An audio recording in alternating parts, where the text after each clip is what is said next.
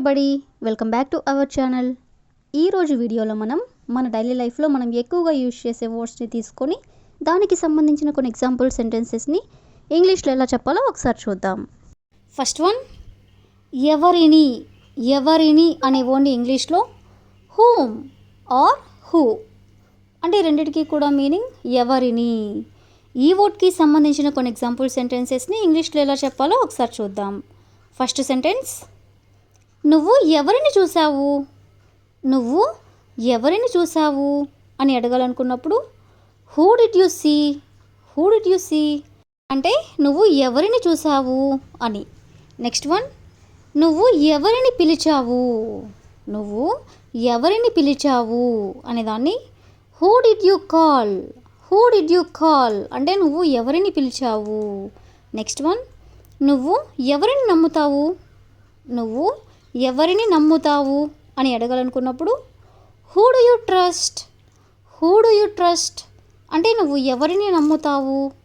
Next one, నువ్వు ఎవరిని అడిగావు. నువ్వు ఎవరిని అడిగావు అనేదాన్ని who did you ask. Who did you ask అంటే నువ్వు ఎవరిని అడిగావు. నెక్స్ట్ వన్, నువ్వు ఎవరిని కలవడానికి వచ్చావు. నువ్వు ఎవరిని కలవడానికి వచ్చావు అని అడగాలనుకున్నప్పుడు who did you come to meet. Who did you come to meet అంటే నువ్వు ఎవరిని కలవడానికి వచ్చావు. నెక్స్ట్ వన్, నువ్వు ఎవరిని ప్రేమిస్తావు. నువ్వు ఎవరిని ప్రేమిస్తావు అని అడగాలనుకున్నప్పుడు who do you love. Who do you love అంటే నువ్వు ఎవరిని ప్రేమిస్తావు. నెక్స్ట్ వన్, నువ్వు ఎవరిని వెతుకుతున్నావు. నువ్వు ఎవరిని వెతుకుతున్నావు అనేదాన్ని who are you looking for.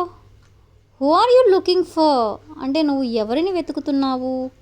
Next one, అతను ఎవరిని పెళ్లి చేసుకున్నాడు. అతను ఎవరిని పెళ్లి చేసుకున్నాడు అనేదాన్ని who did he marry.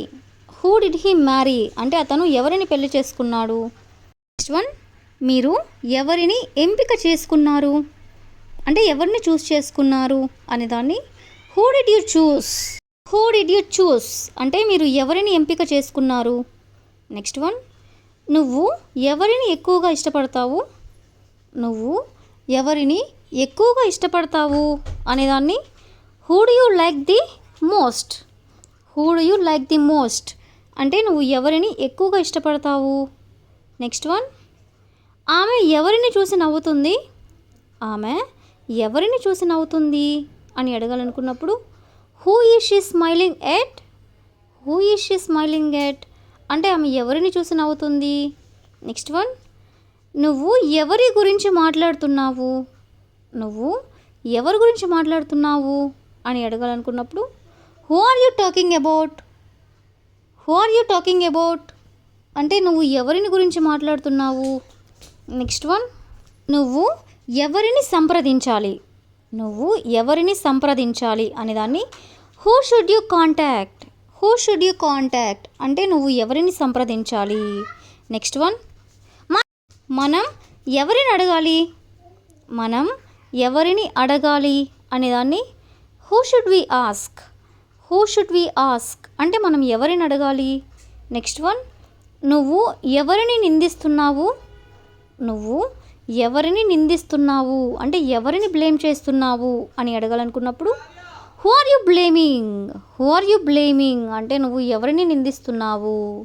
Next one, వాళ్ళు ఎవరిని ఆహ్వానించారు.